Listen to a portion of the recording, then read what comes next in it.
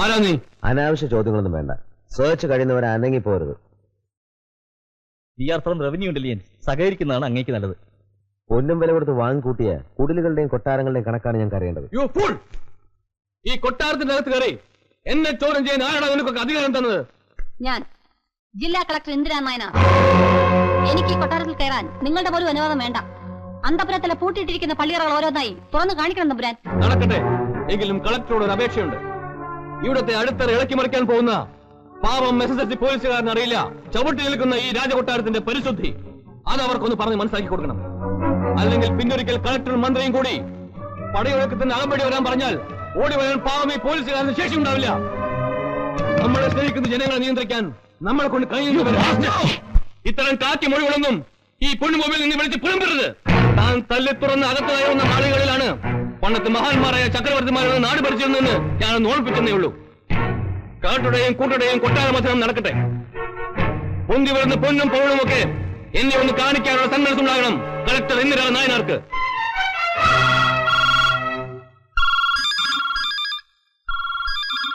ഇനിയും ആരംഭിച്ചിട്ടില്ല. അതിനു മുമ്പ് തന്നെ വിവരമറിഞ്ഞ് വിളി തുടങ്ങി. അറ്റൻഡ് ചെയ്തോളൂ. ഇനി അവരോടൊക്കെ മറുപടി പറയേണ്ടത് ഞാനല്ല, നീയും നിന്റെ ഭർത്താവുമാണ്. അവിടെ നിൽക്കണം. ഭഗവാനെ രക്ഷിക്കാൻ പോകും നമ്മൾ തടയരുത് കേട്ടോ. 75 വർഷമായി തെറ്റിക്കാത്ത പതിവാ. സെർച്ച് കഴിയുന്നവർ ആരും ഇവിടുന്ന് പുറത്തു പോകാൻ പാടില്ല. ഏത് വലിയ അമ്പരാനാലും ശരി. സേവിയർ ആരോടാണ് കയറുന്നതെന്നറിയാമോ? പൊന്നമ്പരാൻ ക്ഷമിക്കണം, പതിവ് തെറ്റിക്കണ്ട. ചെന്നാട്ടെ. സന്തോഷമായി. നമ്മൾ തടഞ്ഞതിന് ഇയാളോട് പരിഭവിക്കേണ്ട കേട്ടോ. അയാൾ അയാളുടെ ജോലി ചെയ്തു, അത്രേ ഉള്ളൂ. പോട്ടെ.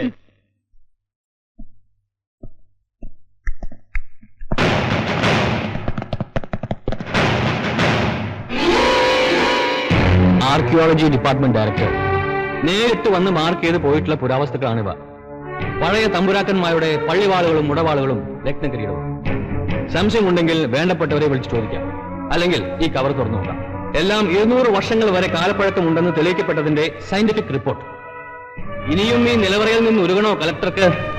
ലജിക്കണ്ട, നിങ്ങളുടെ മുഖ്യമന്ത്രി വരെ നിന്നുരുകയായിരിക്കും ഇപ്പോ. പിന്നെയാണോ നിസ്സാരയായി?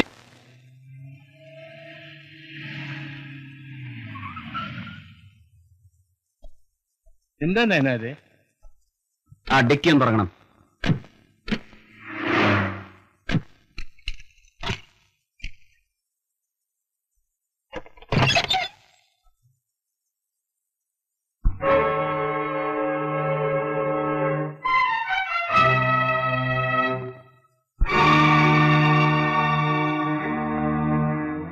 തമ്പുരാൻ, ഇതൊക്കെ കൊട്ടാരത്തിന്റെ രേഖകളിൽപ്പെടാത്ത അങ്ങയുടെ മകന്റെ ഭൂമിയിലെ സമ്പാദ്യങ്ങളാണ്.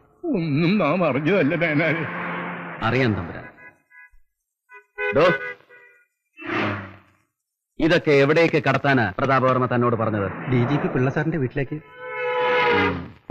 തക്കതായ രേഖകളില്ലാത്ത 100 കോടി രൂപയുടെ ബിനാമി സ്വത്തുക്കൾ പോലീസിന്റെ സഹായത്തോടെ റവന്യൂ വകുപ്പ് കണ്ടുകെട്ടി. ഇതിന്റെ പിന്നിലുള്ള ഉന്നതൻ ഉടൻ തന്നെ പിടിയിലാകുമെന്ന് DGP ശ്രീ പത്മനാഭപിള്ള തന്റെ പത്രക്കുറിപ്പിൽ വ്യക്തമാക്കി. എന്നെക്കൊണ്ട് തന്നെ അവനത് പറയിപ്പിച്ചു. പ്രസ് മീറ്റിംഗിൽ ഞാനത് പറയുമ്പോ എന്റെ നെഞ്ചു പൊട്ടുകയായിരുന്നു. പോയി, എല്ലാം കൊണ്ടുപോയി. 100 കോടി കണി കാണാൻ പറ്റുമോ നമുക്കിനി ജന്മം? അവനെ തളച്ചിടാൻ ഒരു വഴിയും തനിക്ക് പറയാനില്ല. എല്ലാ വഴികളും പൂട്ടി സീൽ വെച്ച് കഴിഞ്ഞാൽ പിന്നെന്ത് പോംവഴി തമ്പുരാനെ? പറയുമ്പോ സ്റ്റേറ്റ് പോലീസിലെ രാജാവായിട്ട് എന്നെ കിരീടം വെച്ച് കുടിയിരുത്തിരിക്കുകയാണല്ലോ. ദിവസവും പോലീസിൽ നിന്ന് നടക്കുന്നുവെന്ന് ഞാൻ അറിയുന്നില്ല. വീക്ക്ലി റിപ്പോർട്ട് പോലും എന്നെ കാണിക്കുന്നില്ല. ഫയലും ഫോണും വയർലെസ്സും എല്ലാം മാറ്റി. മുഖ്യമന്ത്രി എന്ത് ചെയ്തു, ചെയ്യുന്നു, ചെയ്യാൻ പോകുന്നു ഒന്നും DGPയോട് പറയേണ്ടെന്ന റോക്ക് ഹൗസ് എന്നുള്ള ഉത്തരവ്. എന്തിന്? സല്യൂട്ട് പോലും ഇല്ല DGPക്ക്. ആരുടെ ആളി കത്തുകയാണ്. കത്തിക്കാൻ അവന്റെ കൂടെ കുറെ മൈഗുണാശന്മാരും. ആ കാട്ടുതീയിൽ ആരൊക്കെ കിടന്ന് വേവുമെന്ന് മാത്രം ഇനി നോക്കിയാൽ മതി. അവന്റെ വെറുമൊരു നിഴലാട്ടം കണ്ടപ്പോഴേക്കും താൻ ഇങ്ങനെ പേടിച്ചാലോ? നിഴലാട്ടം ഇതാണെങ്കിൽ അവന്റെ താണ്ഡവം കാണാൻ ഞാൻ ഉണ്ടാവില്ല. ഉണ്ടാകും. താനും ഞാനും ബാക്കി ഉണ്ടാകും. അവൻ നമ്മളെ വീഴ്ത്തുന്നതിന്റെ ഒരു ദിവസം മുമ്പെങ്കിലും ഞാൻ അവനെ വീഴ്ത്തും. താൻ ധൈര്യമായി പോപിള്ളേ.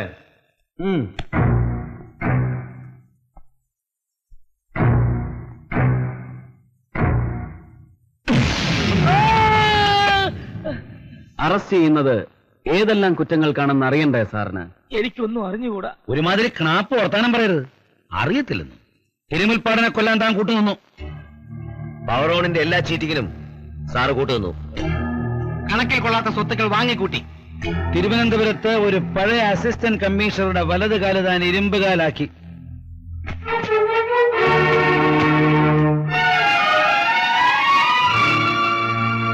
പ്രതാപവർമ്മ കളിച്ച എല്ലാ ഫൗൾ പ്ലേയിലും ഒരു ഫ്രോഡ് റെഫറിയുടെ റോളായിരുന്നു സാറിന്. വളരെ വൈകിപ്പോയി. ഇനി ഒന്നിൽ നിന്ന് ഒഴിഞ്ഞു മാറാൻ സാറിന് കഴിയില്ല. പറയൂ, സാർ മായാപ്പിള്ള എങ്ങനെയാണ് കൊന്നത്? ഞാനല്ല മായെ കൊന്നത്, പിന്നെ ആരാ എന്റെ പിള്ളാച്ച? മൂസയാണ് കൊന്നത്. എന്നിട്ട് അത് ആത്മഹത്യയാക്കി മാറ്റി. ഞാനപ്പോ ആറ്റിങ്ങ ടിവിയിൽ ഇരിക്കുകയായിരുന്നു. ഞാൻ തിരിച്ചെത്തുമ്പോഴേക്കും എല്ലാം നടന്നു കഴിഞ്ഞു. വെറുതെ തലച്ചോറ് പുഴുങ്ങണ്ട. തന്റെ ഈ ഡിറ്റക്റ്റീവ് കഥ കേൾക്കാനുള്ള സമയമോ സൗകര്യമോ ഞങ്ങൾക്കില്ല. എന്താ നടന്നതെന്ന് ഞങ്ങൾക്കറിയാം. മായെ കൊന്നത് നിങ്ങൾ തന്നെയാണ് സാർ. അന്ന് സാർ ആറ്റിങ്ങൽ ടിവിയിൽ പോയിട്ടില്ല, അവിടെ താമസിച്ചിട്ടുമില്ല. നിങ്ങൾക്കെതിരായുള്ള എല്ലാ തെളിവുകളും ഞങ്ങൾക്ക് കിട്ടിയിട്ടുണ്ട്.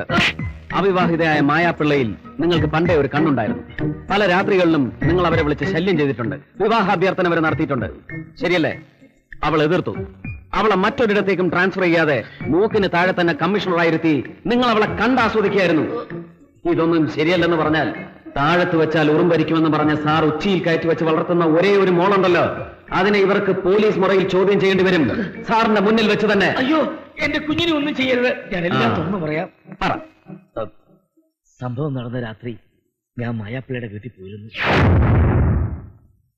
എനിക്ക് മായോട് ഇന്നെന്നല്ല ഒരിക്കലും ഒരു ദേഷ്യം ഉണ്ടായിട്ടില്ല, ഇനി ഉണ്ടാകത്തുമില്ല. സത്യം പറയാമല്ലോ, പവറോൺ ഗസ്റ്റ് ഹൗസിൽ വെച്ച് ഞാൻ മായൽപ്പ റാഷായിട്ട് സംസാരിച്ചു. അതിന് ക്ഷമ ചോദിക്കാൻ കൂടിയാണ് ഇപ്പൊ വന്നിരിക്കുന്നത്. പ്ലീസ് മായേ, ഒരു DGP ഇത്ര അധപ്പതിക്കാൻ പാടില്ല. DGPക്ക് ക്ഷമ പറയാൻ പാടില്ലെന്നോ പ്രേമിക്കാൻ പാടില്ലെന്നോ ഇന്ത്യൻ പീനക്കോഡിൽ എഴുതി വെച്ചിട്ടുണ്ടോ? ഇല്ലല്ലോ. എത്ര കാലം കൊണ്ട് മായേ ഞാൻ നിന്റെ പുറകെ നടക്കുന്നു. നിങ്ങൾ വിവാഹം കഴിക്കാൻ താല്പര്യമില്ലെന്ന് ഒരു 100 പ്രാവശ്യം ഞാൻ പറഞ്ഞതാണ്. ഇനി ഒരു 1000 വട്ടം ആവർത്തിച്ചാലും എന്റെ ഉത്തരം നോ എന്നായിരിക്കും. അല്ല, മായയുടെ കണ്ണിൽ എനിക്ക് എന്താ ഒരു കുറവ്? വയസ്സ് 48 അതോ ഒരു കുട്ടിയുടെ അച്ഛനായത്, അതോ രണ്ടാം കെട്ടുകാരനാണെന്നോ? ഈ പറഞ്ഞതൊക്കെ നിസ്സാരമായി കളഞ്ഞാലും എന്റെ മുന്നിൽ നിങ്ങൾ ഒരു ബിഗ് സീറോ ആണ്. പല പ്രാവശ്യം മുഖത്ത് കാറി തുപ്പിയിട്ടും ഒരു പെണ്ണിന്റെ പുറകെ നടക്കുന്ന നിങ്ങൾ ഒരു പുരുഷനാണോ? ഇനി നിങ്ങൾ എന്നെ ഡിസ്റ്റർബ് ചെയ്താ ഞാൻ ആരാണെന്ന് നിങ്ങൾക്ക് മനസ്സിലാവും. പിന്നെ നിന്നെ പോലത്തെ ഒരു നത്തോലി കമ്മീഷണർ എന്നെ വളർത്താനാടി. കാണാൻ നല്ല ഗുമ്മുള്ളൊരു ശരീരം, അതിനോട് ഭാര്യ മരിച്ച് എനിക്കൊരു ഭ്രമം തോന്നി.